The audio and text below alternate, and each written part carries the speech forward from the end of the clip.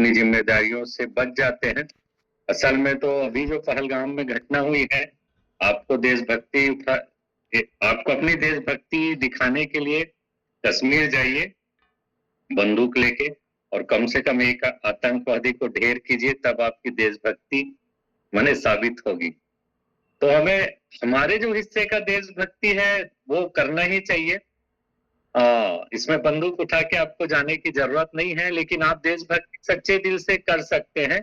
और सच्चे दिल से देशभक्ति की बात मैं क्यों कर रहा हूं, क्योंकि स्वास्थ्य आप अपना स्वास्थ्य अच्छा रख के देश हित में अपना योगदान दे सकते हैं। अब ये आपको थोड़ा सा अटपटा लग रहा होगा कि हम हमारे स्वास्थ्य को अच्छा रख के देश हित में कैसे योगदान दें। तो इसके पीछे देशभक्ति का मतलब ये नहीं है कि आप सिर्फ प्रोटेस्ट करो, मोमबत्ती लेके रोड में निकलो और दिखावे कि आप अपनी देशभक्ति साबित करो। तो आपको अगर अपनी सच्ची देशभक्ति साबित करना है तो आप अपने आप को स्वस्थ रखिए। अब ये मैं क्यों बोल रहा हूँ, ये इसलिए बोल रहा हूँ क्योंकि जब भी हमारे देश के खिलाफ कुछ आंकड़ा आता है या देश को बदनाम करने वाला जो आंकड़ा आता है, वो हमारे देश के लिए अच्छा नहीं है। और बदनाम भी ये बदनाम वाले आंकड़े क्यों आते हैं, ये बुरे आंकड़े भारत के लिए क्यों आते हैं? हमारे स्वास्थ्य संबंधी जब भी आंकड़े जारी करता है WHO, तो ये हमारे भारत के गौरव को विपरीत रूप से मैंने देखता है या उसको महिमा मंडित नहीं करता है, क्योंकि उनके देखने का नजरिया अलग है। और हम हमारे स्वास्थ्य को अच्छा रख के इन आंकड़ों को बदल सकते हैं। आज का टॉपिक से स्वास्थ्य का ही रहेगा और एक महत्वपूर्ण टॉपिक या महत्वपूर्ण एक टॉपिक के बारे में रहेगा। तो जैसे मैं देशभक्ति की बात कर रहा था, अच्छे स्वास्थ्य की बात कर रहा था, तो 2-3 आंकड़े मैं बताता हूं जिससे आपको लगेगा कि हमें हमारी देशभक्ति दिखाने की जरूरत है। पहला आंकड़ा ये है कि हम लोग भुखमरी में 190 नंबर में आते हैं। हमारे से ऊपर श्रीलंका और पाकिस्तान भी है। पहला आंकड़ा हुआ। दूसरा आंकड़ा ये हुआ कि हम लोग मोटापे में पहले नंबर पर हैं, हमसे पीछे अमेरिका हो गया है। तो ये दूसरा आंकड़ा है।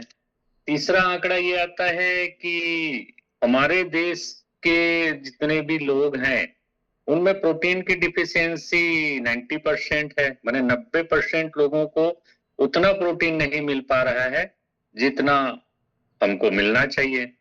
तो पहले के 2 आंकड़े देखिए, कितनी माने शर्मसार करने वाली बात है कि हम लोग भुखमरी में 190 नंबर पर आते हैं और हमसे ऊपर पाकिस्तान है या हमसे ऊपर श्रीलंका या नेपाल या भूटान है। तो ये एक शर्म वाली बात है। यहाँ हमको देशभक्ति दिखाने की जरूरत है। हम हमारे खाने पीने के जो तरीके हैं उसको बदल के देश हित में देशभक्ति के लिए योगदान दे सकते हैं। तो ये तो रही संदर्भ की बात कि क्यों मैं ये आंकड़े बता रहा हूँ। और इसमें विरोधाभास भी लगेगा, कई लोगों को समझ नहीं आएगा या माने आम पब्लिक को ये समझ नहीं आएगा कि एक तरफ तो मैं बोल रहा हूँ कि 190 नंबर पर हमारा देश आता है भुखमरी में, और दूसरे तरफ मैं बोल रहा हूँ कि मोटापे में नंबर 1 है। तो आम पब्लिक को ये लगेगा या जनमानस को ये लगेगा कि अगर भुखमरी है तो मोटापा कैसे आ गया, मैंने अगर भुखमरी में 190 नंबर पर है तो मोटापा में नंबर 1 कैसे हैं। तो इसमें समझने वाली बात है और इसी चीज को समझाने के लिए आज मेरा टॉपिक रहेगा कि WHO कैसे ये विरोधाभास बातें कर रहा है। या तो हम लोग भुखमरी में 190 नंबर पर हैं या हम लोग मोटापा में नंबर 1 नहीं होंगे। दोनों बातें एक साथ ठीक नहीं हो सकती। लेकिन यकीन मानिए ये दोनों बातें ही सही हैं। हम लोग मोटापे में भी नंबर 1 है और भुखमरी में भी 190 नंबर पर हैं। और इन दोनों बातों को साबित करने के लिए आज का मेरा टॉपिक रहेगा। और ये जो दोनों आंकड़े आए हैं हमारे देश के खिलाफ, वो दोनों आंकड़े प्रोटीन से संबंधित है। असल में भुखमरी के जो आंकड़े WHO जारी करता है वो प्रोटीन के कंटेंट के ऊपर करता है कि हमारे खाने में कितना प्रोटीन है। और दुर्भाग्य से भारतीय खाने में प्रोटीन की मात्रा कम है क्योंकि हम लोग शाकाहारी ज्यादा हैं या हम लोग प्रोटीन के बारे में नहीं जानते हैं। और इसी प्रोटीन की कमी के कारण हमारे खाने में हम लोग उतनी मात्रा तो लेते हैं लेकिन प्रोटीन कम और कार्बोहाइड्रेट ज्यादा लेते हैं, इसके कारण हमारे शरीर में मोटापा आता है। मोटापा का सबसे बड़ा कारण यही है कि हमारे खाने की थाली में कार्बोहाइड्रेट ज़्यादा है और प्रोटीन कम है। तो प्रोटीन के बारे में ही आज मैं बताऊँगा कि प्रोटीन क्या होता है, प्रोटीन क्यों ज़रूरी है, प्रोटीन की कितनी मात्रा हमको लेनी चाहिए, प्रोटीन हम कितना ले रहे हैं या प्रोटीन का अच्छा सोर्स क्या है, इन सब के बारे में आज छोटा-छोटा पॉइंट में मैं चर्चा करूँगा। तो सबसे पहले तो हम लोग जान लेते हैं कि प्रोटीन क्या चीज़ है। असल में प्रोटीन की जो खोज है 1839 के आसपास हुई थी, लेकिन इसका ये मतलब नहीं है कि 1839 में प्रोटीन की खोज हुई है, तो हमारे शरीर को 1839 से पहले प्रोटीन की ज़रूरत नहीं थी। असल में इसका नामकरण 1839 में हुआ है, जिस वैज्ञानिक ने इसको नामकरण किया था, जे मुल्डर ने। और इसका जो नाम है, जो लैटिन भाषा से प्रोटियोस से आया है, प्रोटियोस का मतलब है सबसे ज़रूरी चीज़। तो इसके नाम में ही छिपा हुआ है, तो ये तो हुई इतिहास की बात। अब मैं बताता हूँ कि प्रोटीन क्यों ज़रूरी है। प्रोटीन को अक्सर अपने मसल्स गेन से जोड़ते हैं। जितने भी जिम करने वाले या एक्सरसाइज करने वाले हैं, वो लोग ही प्रोटीन एक्स्ट्रा लेने की सोचते हैं या प्रोटीन लेते हैं।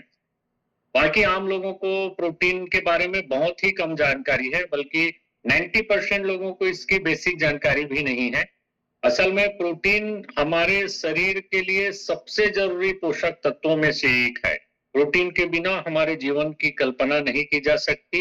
आपके सिर से लेके पैर के नाखून तक जितनी भी चीजें आपको नजर आती हैं, वो सब प्रोटीन से बनी हुई है। आपके बाल, आपकी स्किन, बल्कि अंदर के जितने भी ऑर्गन हैं, वो भी प्रोटीन से बना हुआ है। आपकी मांसपेशी, आपका खून, आपकी हड्डी, आपकी लिवर, आपकी किडनी, आपका इम्यून सिस्टम, आपका हार्मोन, ये सब चीज का जो प्राइमरी इंग्रेडिएंट है या जिससे बनता है, वो प्रोटीन ही है।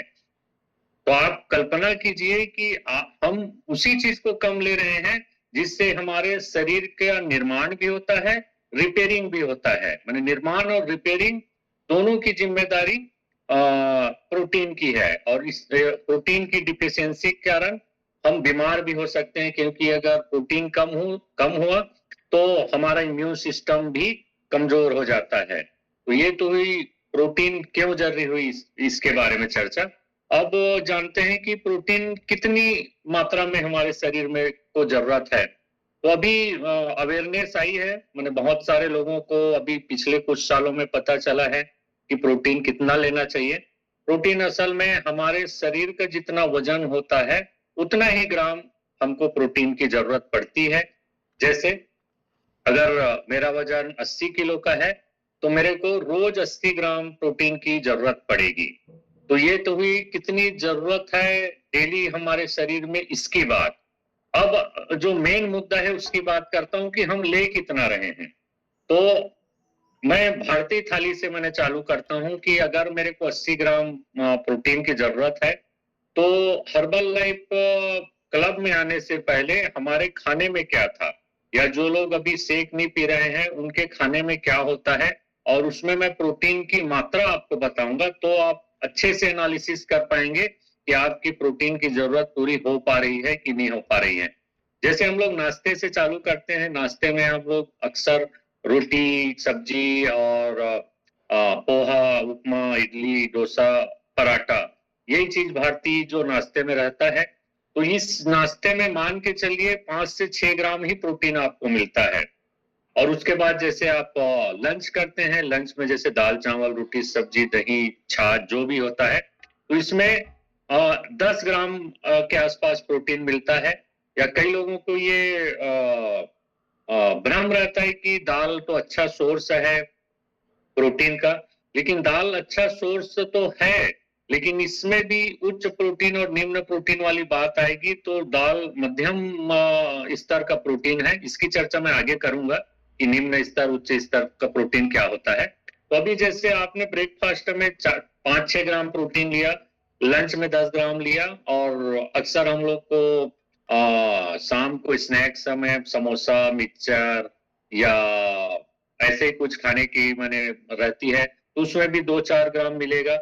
रात को डिनर में अगर रोटी और सब्जी खा लेते हैं तो 2-4 ग्राम प्रोटीन वैसे ही मिला, तो ओवरऑल अगर मैं भारतीय थाली की बात करूं, तो अगर आप दाल अच्छी मात्रा में लेते भी हैं, तो 30 से 35 ग्राम से ऊपर आपका प्रोटीन नहीं जाएगा।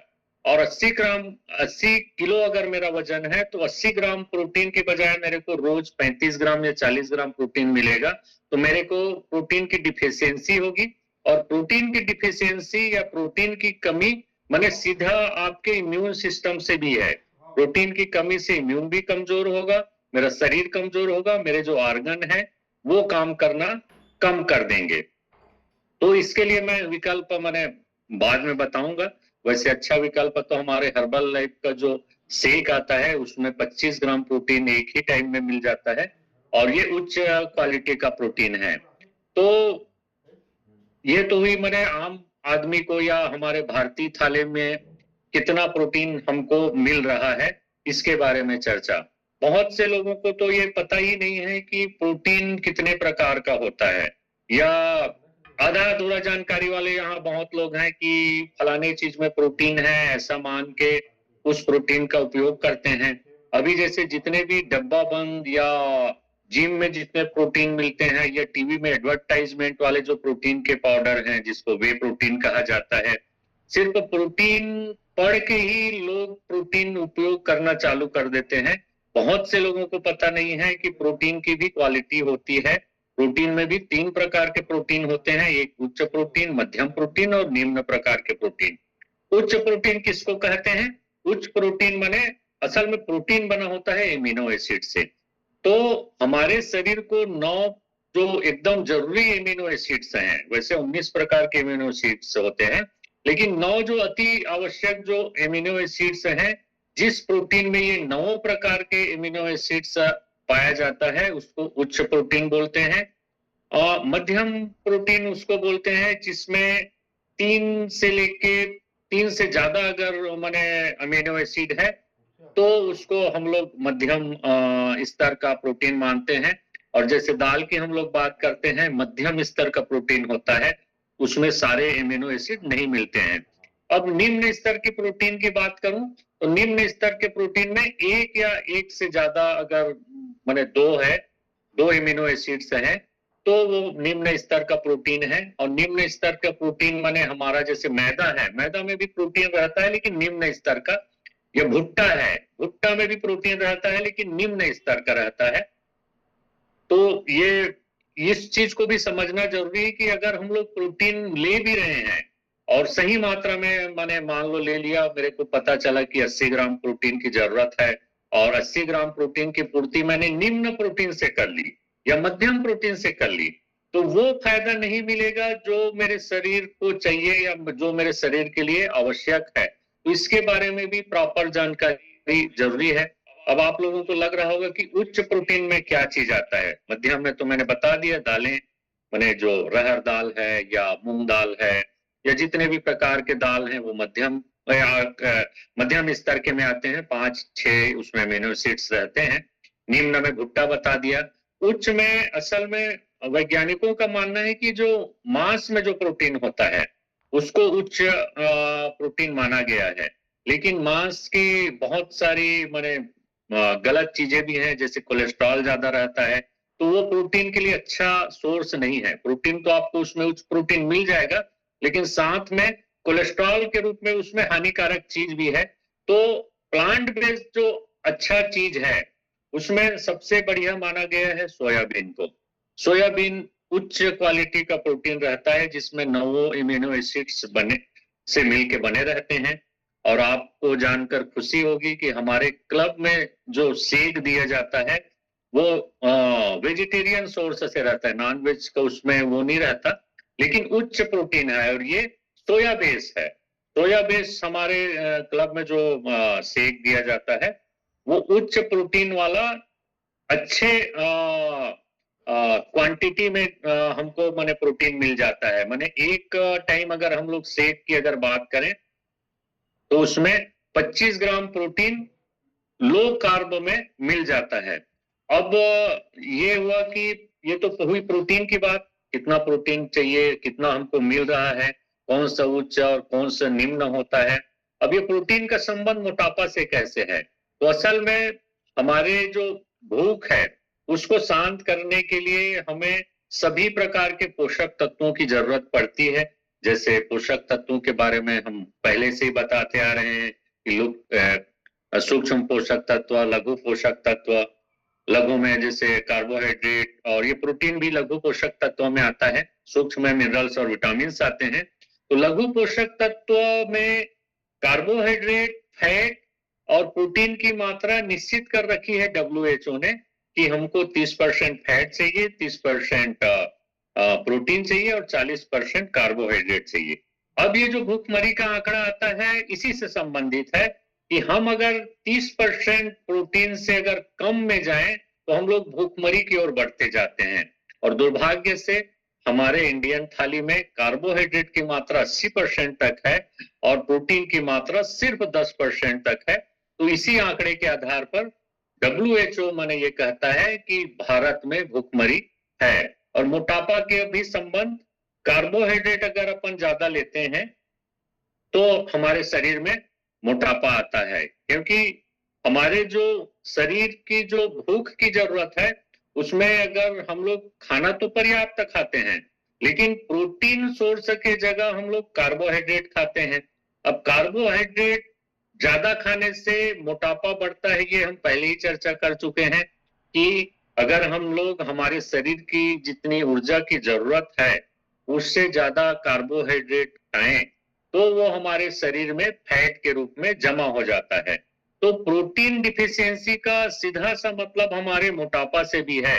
अगर हमको कार्बोहाइड्रेट की मात्रा कम करनी है या हमारे खाने में कार्बोहाइड्रेट अगर हम कम कर सकें तो प्रोटीन की मात्रा को बढ़ाना होगा और हम हमारे मोटापा से भी छुटकारा पा सकते हैं। तो ये तो हुआ डब्ल्यूएचओ के आंकड़ा कि कैसे भूखमरी का आंकड़ा होता है और कैसे प्रोटीन के कमी से